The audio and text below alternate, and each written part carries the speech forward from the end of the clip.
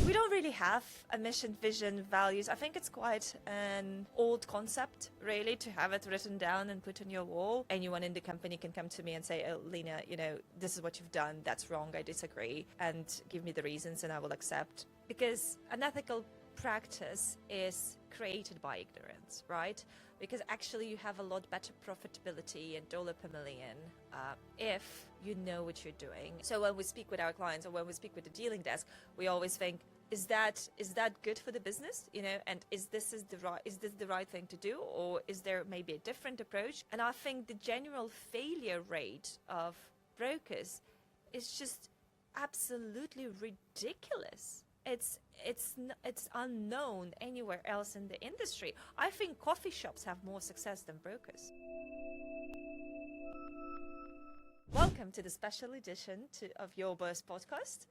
We've been asked about this edition for quite a while now, where we are going to speak a little bit more about Your Bourse and the product that we have and the idea behind the company.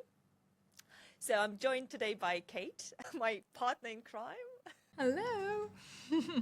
Hi, everyone. Good to see you. It would be rather boring to just keep talking to myself. So we thought we can do it together with Kate.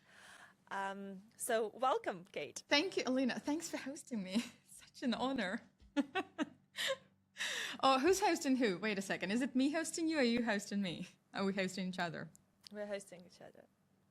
I'm gonna give you the lead rein to be asking questions though. Wonderful, great. That works for me because I do have quite a bit of questions. I mean, I've probably heard answers to those questions at some point of my career at Your Bourse, but I do know that a lot of people who know you, know Your Bourse, do have still those questions unanswered. So how about I'm gonna throw them one by one at you, and you feel free to answer whatever you feel like answering. Sounds great. Let's try. Cool. So let's start with the basics. Can you tell us who founded Your Bourse? When did it all start? And most importantly, why? Why, when, who? Right, we can do that, definitely. So Your Bourse was founded, technically, it was founded right after the S&P event of 2000, what was it, 15? Yeah, 15. It was 15. Yes, it was 15. Yes. January 2015. Yeah. Still feel the pain. It takes us back. Yeah. So it was founded after the S&P event by Andrei Vedekin and myself. Andrei was one of the co-founders of Alpari Group back in the day, and he headed UK Alpari. And Alpari had great technology back then, which wasn't really sellable because it was created for Alpari and it wasn't really easy to package that product.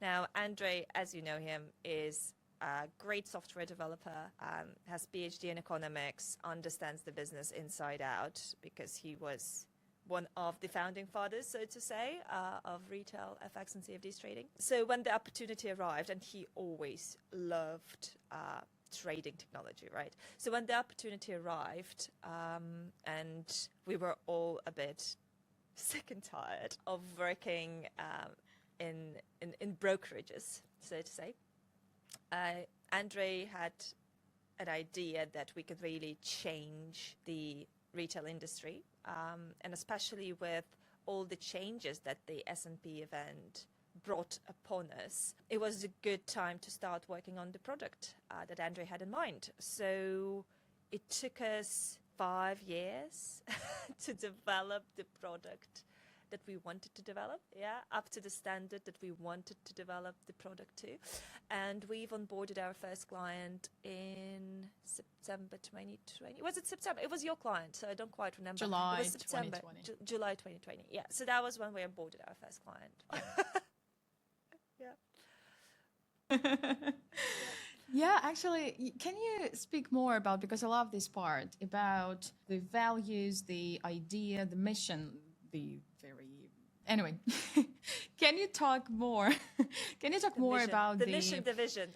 The mission vision and the whole values that behind Your Bourse, because you touched upon this a little bit, that you wanted to kind of change the way things work. And I know you have very specific views on the state of this industry. So what is it for your bourse? What are the mission, vision, values? Well, I think it's always like we don't really have a mission, vision, values. I think it's quite an old concept, really, to have it written down and put on your wall.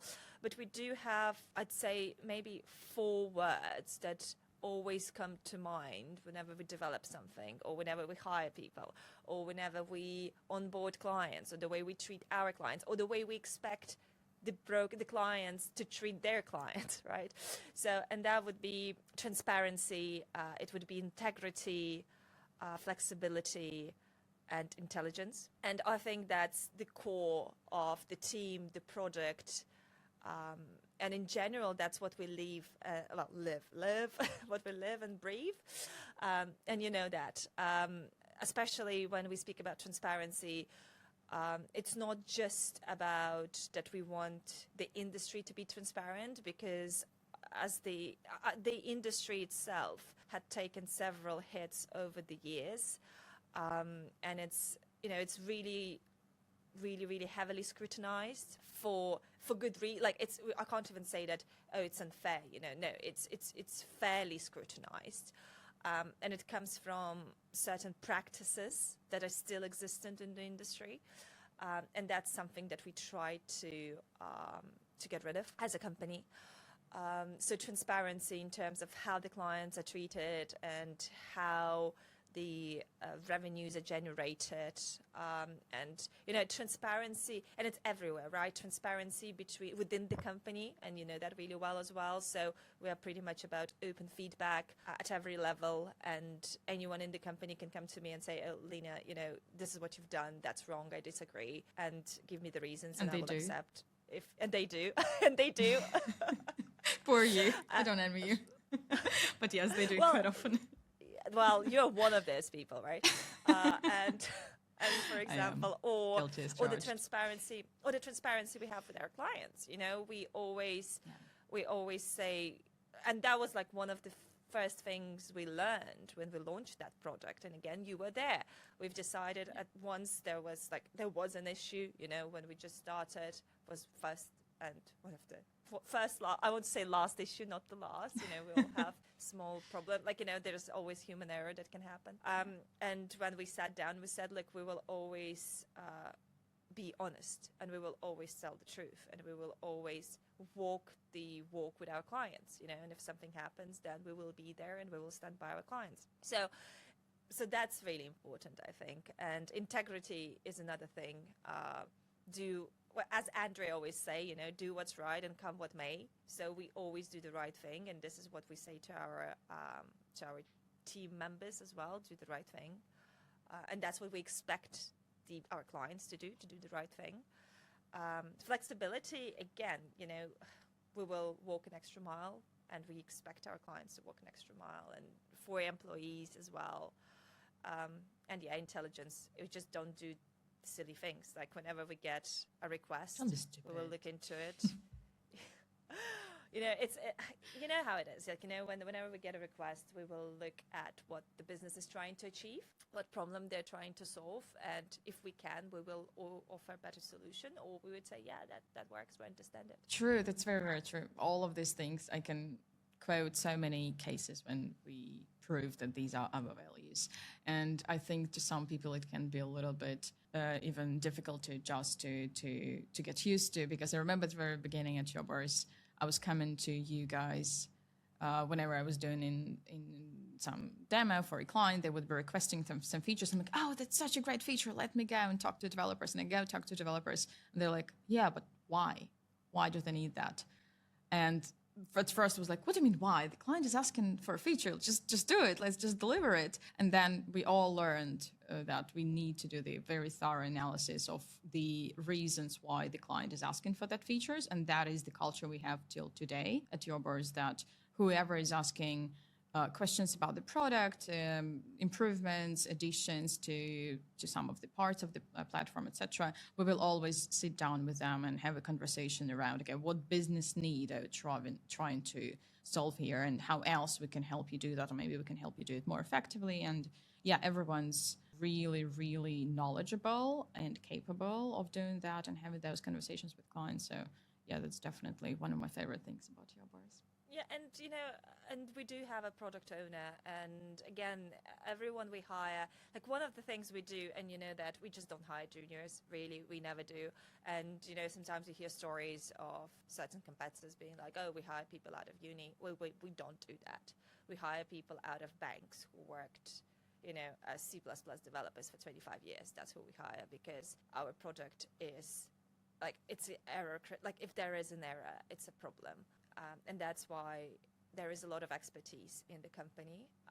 And when we look at developing additional features, it would always come with a product owner or someone with dealing background as well, talking the feature through and understanding how it's going to be used exactly and what results it needs to achieve. And if it can be improved, then we will also improve upon that.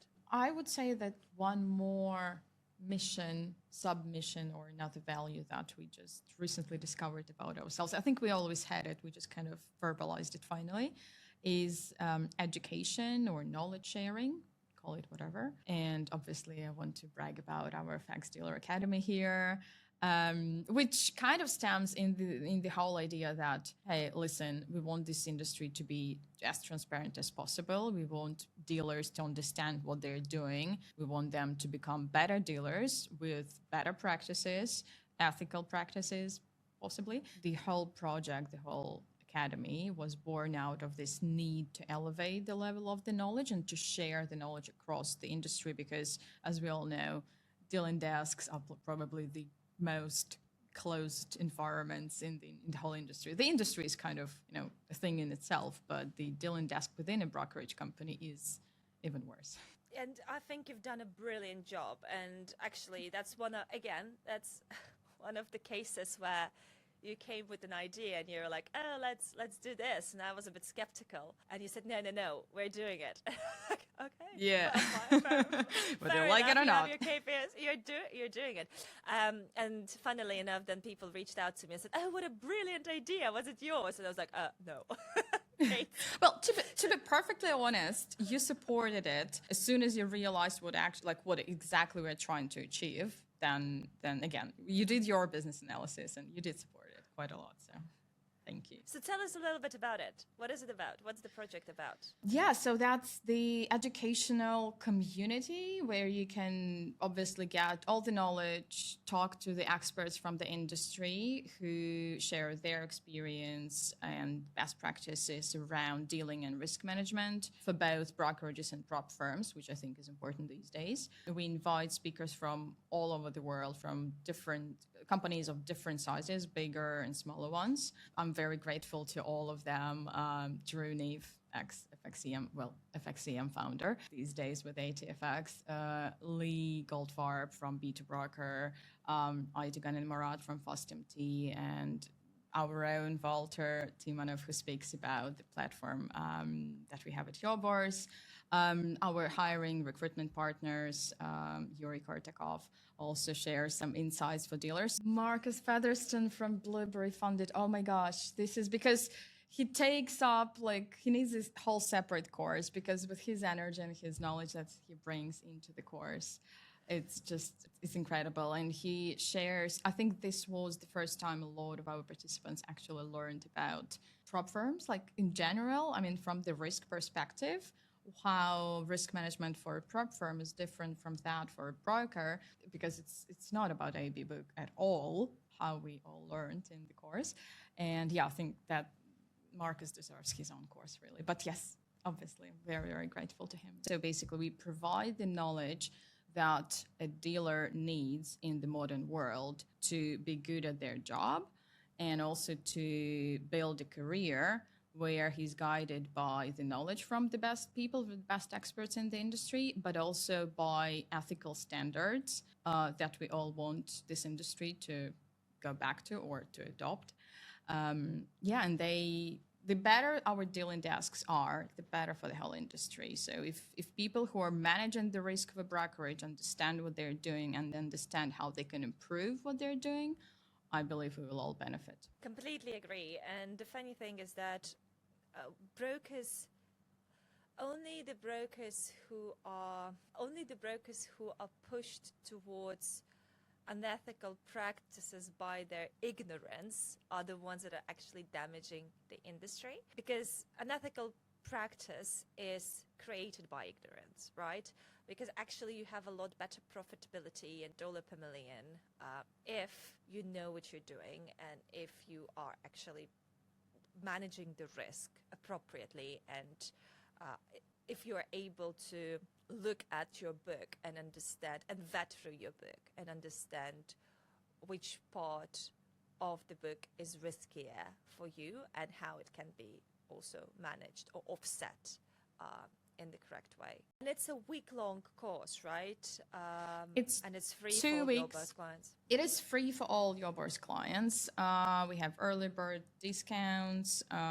We have group discounts as well. So if you want to bring the whole deal in desk on the course, we're happy to help you do that. It is 2 weeks, where within a month before we start the actual course, you will get access to all the pre-recorded content, which is 6 modules, 6 lectures from our experts, where they talk about all things from trading platforms to risk management, dealing. And like I said, we also help understand how to build the career, how to position yourself in the job market, etc. So all this pre-recorded content is available to you for about a month before we start the live sessions, which is an amazing opportunity to get on a 2-hour group live call with the speaker, ask them your questions. If there was something in the content that you did not really understand or you disagree with, we had cases like that when junior dealers disagreed with some of our experienced speakers. Because again, things are done differently in different brokerages, and people want to share experience and say, hey, this is how we do this. Is this the wrong way of doing it, or can we look at it from a different perspective? So all of that, bring your cases, bring your experience, share it, ask questions. That's what we do during the live sessions. And then there is obviously the most important part is the exam at the very end and the certification. So we provide I think it's the first official certification for FX and CFD dealers in the industry. So with this certificate, you are much better positioned on the job market. You're much better positioned within your company, especially if you're a client of Your Bourse. Then this course guarantees that you know the insides outs of the platform as well, because there is a big module on the Your Bourse platform with all the features, the bridge, the risk management, the reporting, and everything we have. We go in very, very fine details. And most importantly, you get your own test environment. So you can click around the bridge, configure things, test it, see how the trades go through, measure the latency, look at the logs, et cetera, et cetera. So play with the product with your own hands and get the hands-on experience. You wouldn't be you if there wouldn't be an exam. Once a teacher, always a teacher. What can I say? That's right. No, but again, that's also about the standards, right? So we don't just want people, to join the course, watch the videos and get the certification, because we've heard cases like that. Some companies do that. They just issue certificates to their users. But being a user doesn't mean you understand how to use those tools, right? And that's exactly the purpose of the course. Is we want to make sure that you understand what volume bands are, because just hearing the name of the volume bands and knowing that this feature exists in the bridge is cool, but do you know why and who needs it? Do you need it for your business case? There are so many details to it. So yeah, we go into all Are you grinding my gears on purpose with calling it a bridge? This is like the 3rd time already. Let's talk about this, shall we? Let's talk about this. Elina is notoriously famous for saying Your Bourse is not just a bridge, which has become kind of a We should hang it on the wall. We should, like the motto. So tell us why Your Bourse is not just a bridge. What is it? I think I've wrote several posts on this, didn't I? I think what's important to understand is a bridge, and the term was coined back when the first bridge was created by Alpari to connect to CurrentX. And we're talking maybe 20 years ago. So it was created to connect Alpari MetaTrader infrastructure into CurrentX. And CurrentX was an ECN. Is it still State Street now owns it? So And then it was called a bridge, right? And then there were new providers who came out with a bridge that brokers could purchase to connect to various venues. Now, and that's what a bridge is. It's just a pathway for MetaTrader, because MetaTrader uses its own server API or has a server API. It also has a manager API, but server API is a more of a correct way to use for a bridge, to connect that into a place. It can be a broker, it can be an exchange, it can be a certain venue. Now, what the bridge knows how to do, that's another question. And very often a bridge is just a pathway. Now, everything else that you want the technology, to trade execution technology to do, is then outside of that bridge. And there are many reasons why you want to do that, especially if we talk about latency, that could be one of the reasons. Now, Your Bourse has dozens of different components that all are connected between each other, allowing the brokers to manage their flow holistically. And a bridge would just be a connection to a certain platform. Other platforms can connect through Fix API.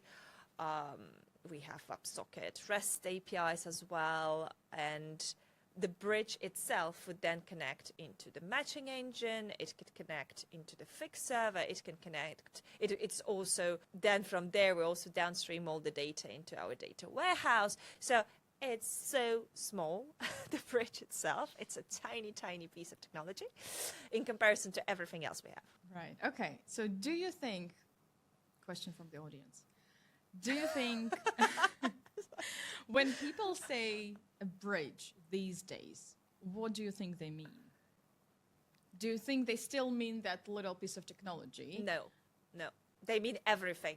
And that's why I found, and that's why I believe it's so important to explain what a bridge is, because there's still companies out there, I can think of 4, that really do sell a bridge. Yeah. And that's all they have. And that's all they have. And then somebody thinks, well, everybody has a bridge, you know? Yeah, well, but then what about the rest? So in our case, some of them don't even allow aggregation. In our case, we do a lot more than just aggregation. And they're like, another thing, you know, which was very surprising to both you and me back in the day. Remember when all of a sudden people started talking about different types of aggregation, and you go, yeah. What do you mean there is a different, what do you mean there is a type of aggregation when you have someone that is more, yeah, like the primary LP, secondary yeah LP, it's like that gets a preference not based on the price they're quoting, but based on not on the execution. Yeah, I can understand if it's based slightly on the execution statistics. Yeah, you could do that. But, you know, you still want to see the best bid and ask being... That's the whole point of the aggregation, isn't it? You aggregate no. to get better top of the bid. Apparently no. No.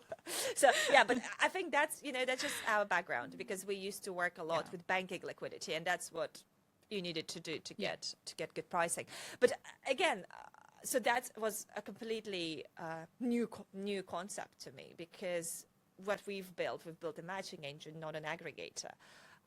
And, you know, we can internalize. So you don't just, you can aggregate, of course, into multiple liquidity pools from various sources. But what you can also do with Your Bourse, which is quite unique, because I'd say we are the only retail FX CFDs technology provider. And I know you say we're not retail, but we are as well, and majority of our clients are retail brokers. So don't argue with me on that publicly, please. We had that argument. That chapter is closed.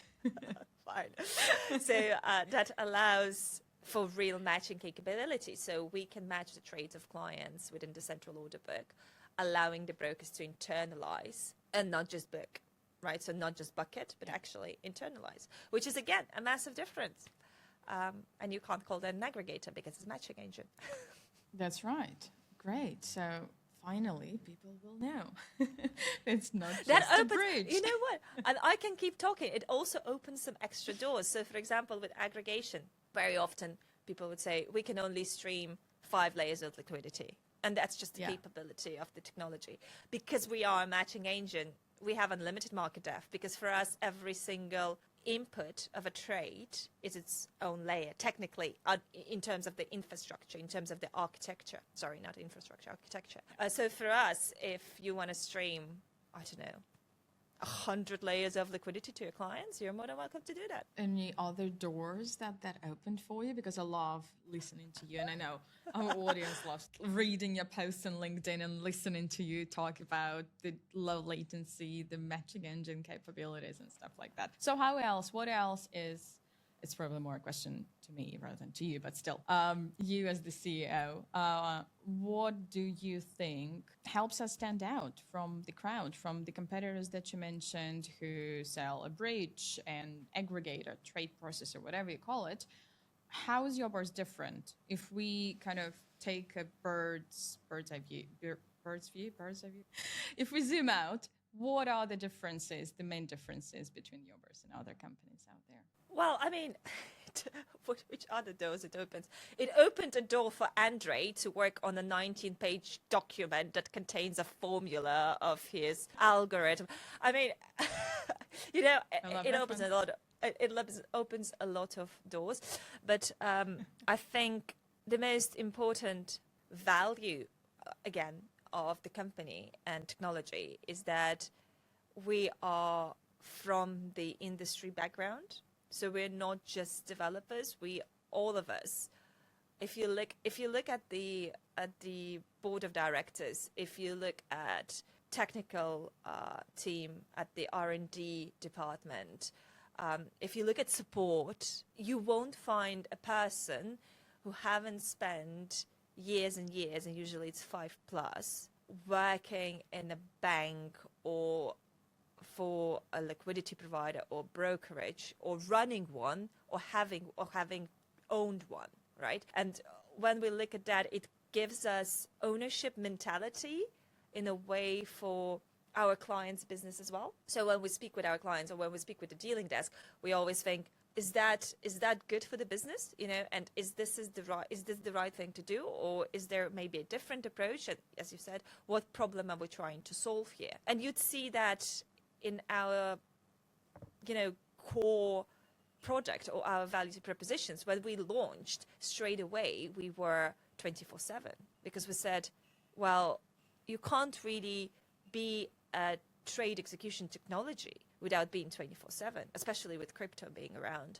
But even if we don't look at crypto, you know, there's so many things that are happening during the weekend, like weekend maintenance that the brokers are running, and they can't want to take 2 full days or 5 hours. Yeah, but I mean, even if the broker is working on their internal systems and is doing a maintenance, and it affects the trading technology, they still want to be able to reach out to technical support, and maybe ask a question, or maybe they need to run a test, or I don't know. It doesn't matter. In trading industry, you can't be 24/5, or, you know, our SLA of 5 nines, which actually we exceed if you look at statistic data, which you've decided to publish on our website. So worked perfectly well. Yeah, no, I mean, which is now a statement in a way. So yes, it is. Yeah, it's and all about also a benchmark for the industry. I really hope so. And hopefully also a benchmark, because we love benchmarks, right? So it's about this in a moment. Yeah, so it's one of those things. So we have brokerage backgrounds, and we understand what the end user's expectations are, and we are here to not just meet but exceed those expectations. And I think that's very important, and that's what makes us stand out. Yes, I completely agree with all of those. And just to throw in here that one more thing that our clients just absolutely love, that our support is not just first of all, we don't have a ticketing system where whenever you reach out to our, but it's on the we do background. internally, yeah, but we never ask a client to create a ticket in some system they are not familiar with and then wait for the answer for days or weeks.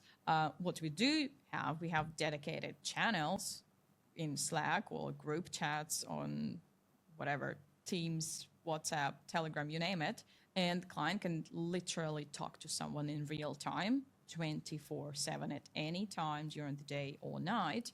And moreover, it won't be just someone, it's not like you talk to a therapist, you actually speak to someone who understands the technology. Obviously, they understand our own support understands our own platform, but also in most cases, they are certified MetaTrader administrators. They know the insides out of the trading platform, so they can advise not just on specific features of our platform, but also on the compatibility, on the APIs and things like that, more complex things. So the more complex questions, problems, issues can be resolved also in real time without having to wait for days or weeks for the more qualified staff to come and look at it.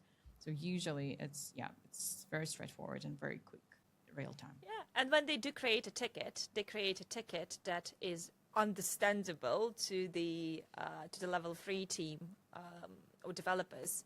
Yeah. If they do need to look at that, so that saves time as well. Absolutely, yeah. So I love that part. Okay, so you touched upon benchmarking a little bit. Talk to me about it. Why? How benchmarking is important, and what's happening with the benchmarking? I know. I think I know. I mean, you just so accidentally, I became a voice on risk management in this industry. It's accident. Yeah, it was an accident. It just happened, and then people started inviting me to speak about risk management, and then I started speaking about risk management more and more. And I think in risk management, one of the most important parameters that you want to have is a benchmark, right? And you want to understand where do you have a deviation from that standard distribution, so to say, to understand what flow, which can be, which type of risk management strategy you should be applying to which type of flow, certain flow. And benchmarking is an important part of it, because usually by pruning through your flow, you can remove the bits that are actually negatively affecting your profitability. But in order to be able to do that, you first of all need to understand what your benchmark is. And there are many ways of doing that. But obviously, not a lot of some brokers don't know. They might know what their own benchmark is across their flow. It's very important and it's great. But often what we see is that their own benchmark can be very different from the industry benchmark.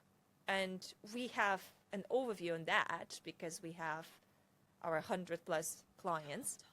So we've decided to speak about benchmarking, right? I don't know. Is that released already? Why are we talking about this?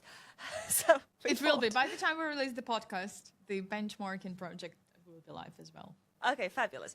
So what we've decided to do is we've decided to look at a waterline or benchmark for the industry and be able to sort through different parameters. So what is the benchmark or recommended, markup for a certain currency pair? Or what's the benchmark in terms of my dollar per million?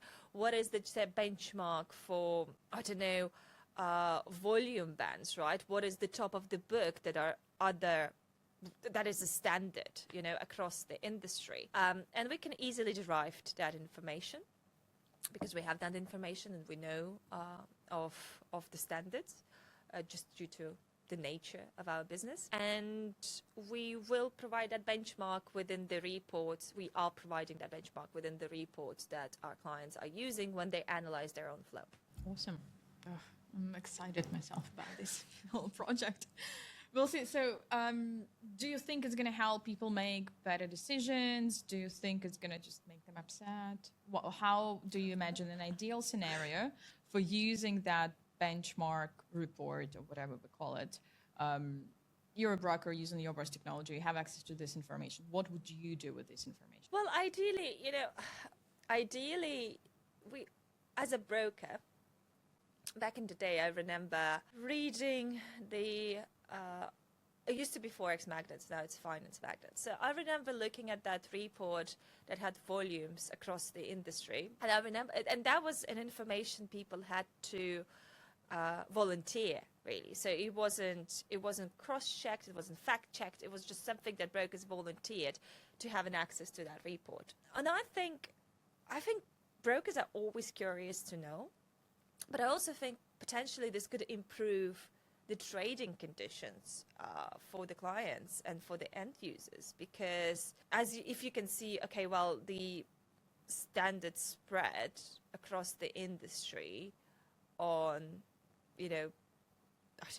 on euro dollar is that, then this is what people expect from me at the top of the book. And if you know that the top of the book across the industry is that much, then that's what you do. But at the same time, if you think it's unrealistic, then it could also be used for your marketing message or to educate your salespeople. Or you could say, look, this is our top of the book and this is the reason for it and this is what we're doing. But you could also sort through the regulation, because it's one thing whatever offshore brokers are doing, it's another thing for what regulated brokers are doing. Or like you could say, oh look, offshore actually the leverage is 1 to 200 and that's a standard, so maybe that's something that I should be offering offshore, if my risk appetite allows. If that makes sense. Yeah. Okay, great. Awesome. So potentially lots of good decisions based on the data and hundreds of thousands of dollars saved or earned. It's all about knowledge. It's all about knowledge sharing, isn't it? So it's just opening one more door to knowledge sharing in a way. Yeah, absolutely. Speaking of knowledge, and when I think of knowledge sharing, the first type of client that pops up in my head that we do a lot of knowledge sharing with is small and startup brokers, people who just starting up their brokerages or prop firms. Yesterday they were IBs, today they decided to launch a broker. A couple of words from you, from your perspective as the CEO again. What do you think Your Bourse does as a technology provider for those people, for those types of companies? What are the benefits? I think the funny thing about that is that when we onboarded our first client and so on, really, I can't say we rarely had startup brokers. No, we did. But I think the percentage of startup brokers that we have as a company is in general lower than the percentage of startup brokers that other competitors have, or some of our competitors have. Maybe it's higher than some of the most dominant competitors, but in general, it's lower. And the reason why it's lower is because we don't say, oh, this is the cheapest solution on the market, just have it, because you need to get your pricing in and that's all it is. And because we have very good support. So being lower, the success rate is higher. So we don't have clients that on board with Your Bourse and then close in 3 months. And we don't struggle with that. And our client lifetime, like the first client we onboarded is still with us, right? Yep. And I think funnily enough, 10 clients we onboarded are still with us. And maybe the first more. 10. I don't know. I haven't looked at the statistics. I just remember the first client, and they were a startup. So, it's so the rate of success is much higher because they get the tools they need day one, and they get the support they need, and they get the knowledge they need. And I think the general failure rate of brokers is just absolutely ridiculous. It's unknown anywhere else in the industry. I think coffee shops have more success than brokers.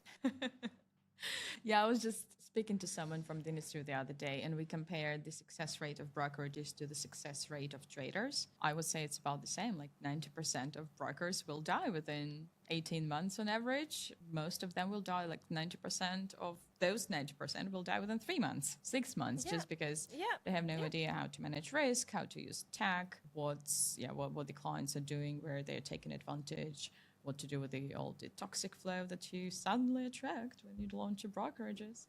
That's inevitable.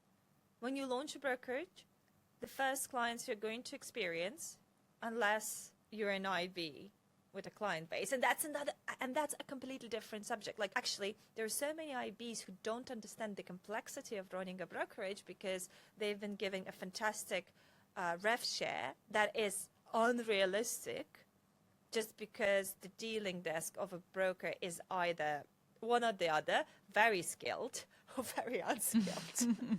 And they there's assume, nothing in between. And they assume that the brokers are swimming in gold. So it's really is absolutely shocking, the fail rate in this industry. But I'm glad that our startups, the startups that come and work with Your Bourse, they have the understanding and they appreciate the knowledge and the technology that we are sharing and providing. And you've done a lot for that as well, right?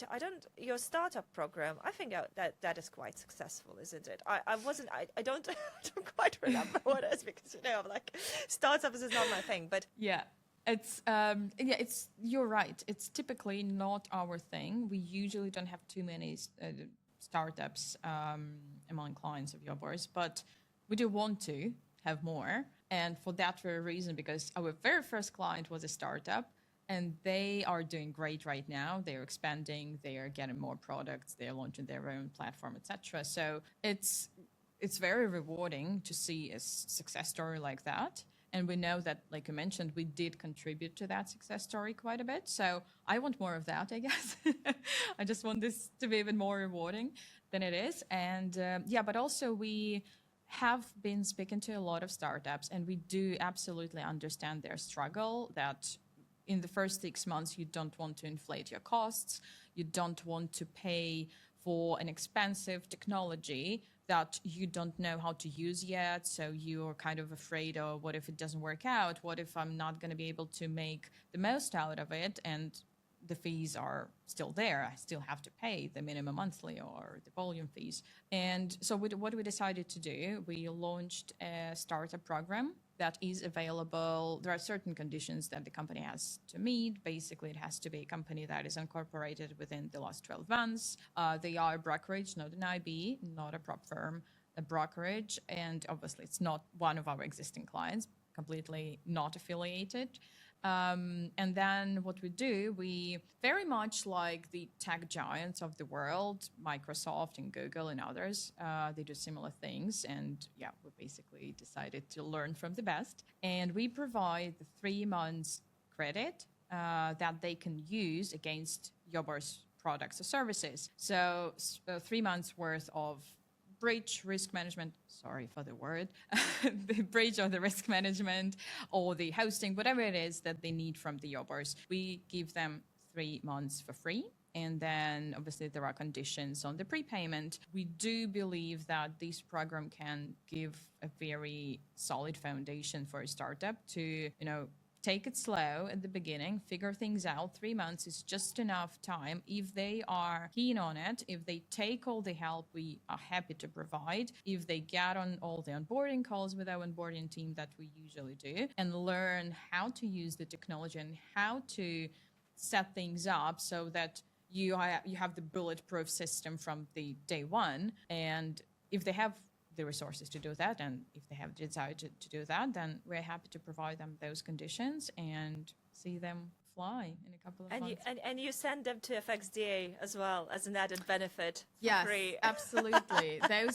Those are my favorite people in FXDA. You can always spot a startup. They are so active. They ask so many questions. How about this? How do you do this? And that's great because, it's free. FXDA is free for all the Your Bourse clients, and it's a great opportunity to get all the foundational knowledge, but also to see how complicated things can get later on and prepare for those things as well. So not just, like I mentioned, not just think that it's just going to fly by itself. No, it's not going to happen. It will require a lot of effort, a lot of work on it, but it's absolutely worth it if you do the right thing.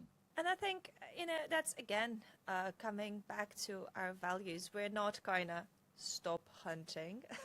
we really invest into our clients. And the thing is, like with startups, we don't do, and I think we've spoken about that a lot as well. We don't do packages. When people come and say, oh, I just want a bridge and something else, we go like, no, you get everything. Because maybe you don't understand today that you need everything, but you do need everything. You need all the reports, you need all the tools, you need the ability to be able to set your volume bands and market depth and whatnot, something that others would only sell in a premium package and charge you 20K for. We say no, you get, yes, our minimum is perhaps only slightly higher than the minimum of some cheaper competitors, but it's so much lower than the minimum of the more dominant competitors that would charge you like 30 grand for it. Yeah. So, yeah. And we see this all the time. The startups trying to save money and go in with a cheaper provider just because they think they can't afford 2K a month, and they go in with cheaper options, and then 3 to 6 months down the line, they come back to us and, hey, we see now, like we get it. Okay, can you please onboard us now? Because we did get some good dealers on the desk, and they did try to use that product and the things they want to know, how they want to set things up on the dealing desk and how they want to do the risk management. It's just not possible to do with that package that we got for 1,000 or 1,500. So yeah, we see that all the time. Cool. Any more questions? Okay. I do. I mean, we can stay here the whole day and whole night. Night for me, day for you. But yeah, I mean, I think we covered the key numbers. The key numbers. Would you be able, as the newly appointed CEO, I know that most of your work is now about numbers, metrics, KPIs, and things like that across the company. I'm not asking you to share any sensitive information, but would you be able to share some of the key numbers, the number of clients, the volumes we have on a monthly basis across all the clients? Anything that you would be comfortable sharing? Very secret information. Well, I mean, you're the one who probably looks at it day in, day out, right? Last time I checked, we were just over 100 clients, something. But you have a bunch in onboarding. 100 plus. You could say 100 plus. Yeah. Volume-wise, it's, it depends on the month, of course, and we know that, and brokers know that. But last time I checked, I think the average was around 2 trillion a month right now. And that's obviously real volume, right? So real tradable volume. Yeah. Not the demo, not the copy trading. Just putting it out there. Yeah. What else? What else do you want to know? I mean, there is how many people? Yeah. There's number of people on the team, because I know that the reason I'm asking this, purely selfish, obviously. I know that a lot of clients I'm speaking to, one of the first questions they would ask me, okay, how many clients, who else is using your technology? How many clients you have? How many people you have? Where are they located? How is it all kind of organized? And yeah, they want numbers. They want the real data. Yeah, and our team is quite lean. And this is, again, coming back to the values, because we only hire senior people who know what they're doing. So our team is 40 right now, I think, about that. And we've checked that before the podcast. We have 5 open roles. Four open roles. But I'm going to throw a 5th one in there soon. So. Well, I know that Volta is throwing one in as well. So then we're going to have 6 open roles. So obviously we're growing. Most of the team, so it's quite lean, but most of the team is actually technical support and R&D.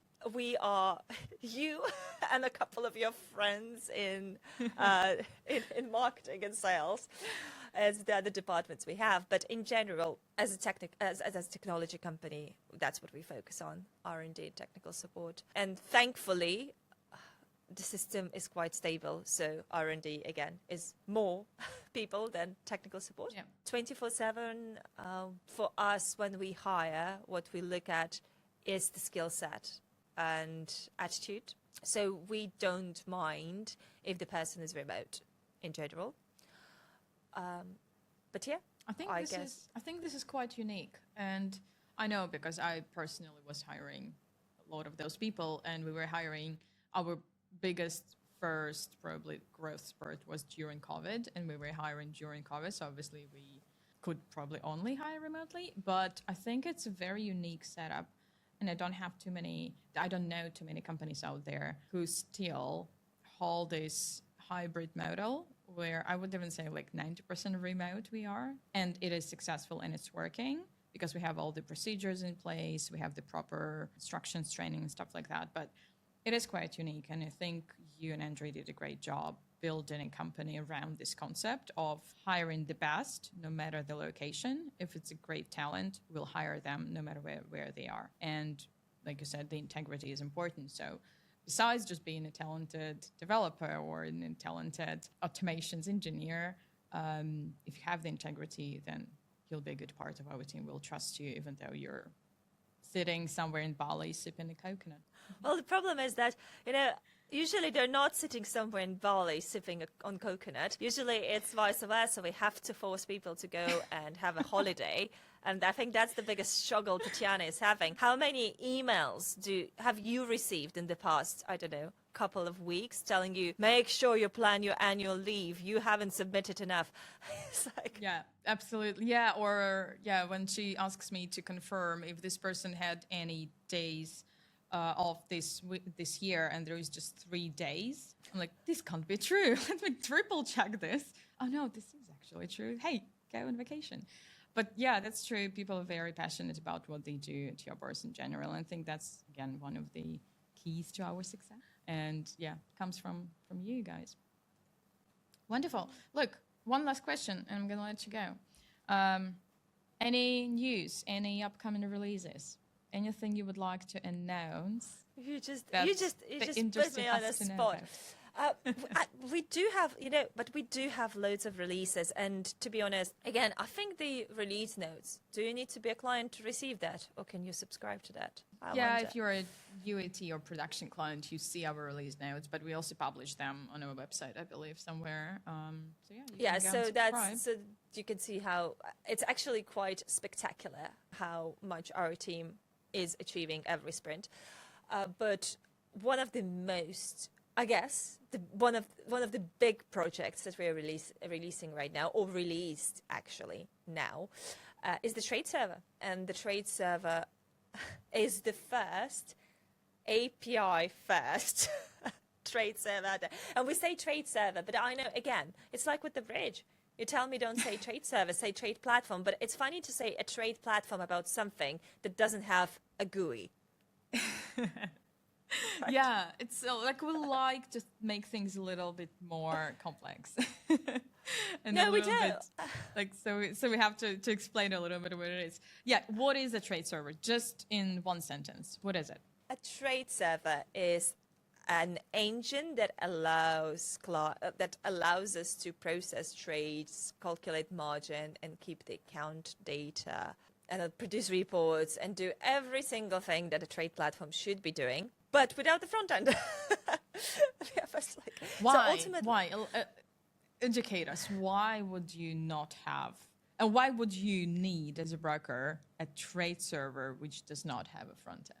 Why wouldn't you have a front end? Well, I could say, well, we don't have a front end because we are ultra low latency trading technology firm and not user experience marketing agency or design studio. But the reality is we've been approached by several clients about a year and a half ago saying, look, we have our own trading app, but the backends that we're working with right now, we're not satisfied. We're not satisfied with stability. We're not satisfied with the contractual terms. Sometimes we're not satisfied with the way the whole thing is set up. And what we need a fully functional trade engine that can support hundreds of thousands of live accounts and do real-time margin calculation, P&L calculation for all of those accounts on every tick. But we can't develop that because, first of all, we don't have the expertise, and at the same time, this is not our business. So we've been approached by a bunch of clients who asked for it. And when the clients ask, we listen. So we sat down and we said, okay, fair enough. Can you sign the agreement? Are you sure you want it? And they said yes. So we've hired some more people, and we've changed the allocation of resources, and we allocated a team to develop a trade server. And that was independent team, which will continue working on trade server as we progress. But now it's been released. First clients went live. It's fully functional. It's stable. We are happy with where it is right now. And we will just keep adding functionality to it now.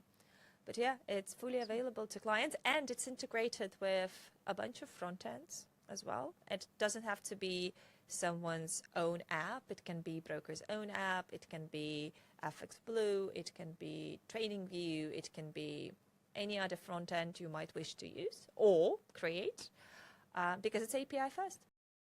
Awesome. So basically, it provides that flexibility and independence to brokers who want to have their own tech stack and they don't have the resources for the heavy load coding in C++ for the trading engine. And that's the piece that we've built. And yeah, links down below in description. Send us a request for the demo, stuff like that. We will do our best to show you around the new product, the old products, whatever.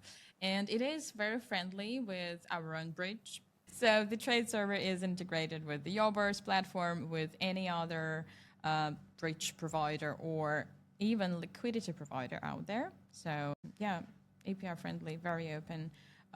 Lots of capabilities. Let us know if you want to have a look at it.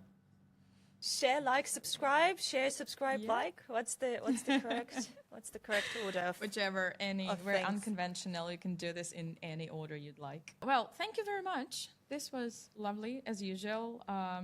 It doesn't happen that often that we have a whole hour just for the two of us to talk about things these days. Just during your one-on-ones. Just my one-on-ones. That's all I get these days. Yeah, I'm very, very happy to see the growth we're going through. And yeah, thank you for joining. Thanks for sharing your wisdom as usual. And we will see you guys around in other episodes. We'll see you in Dubai. And we will see you in Dubai, in Hong Kong, in London, in Australia, all over the world for all the expos in the industry.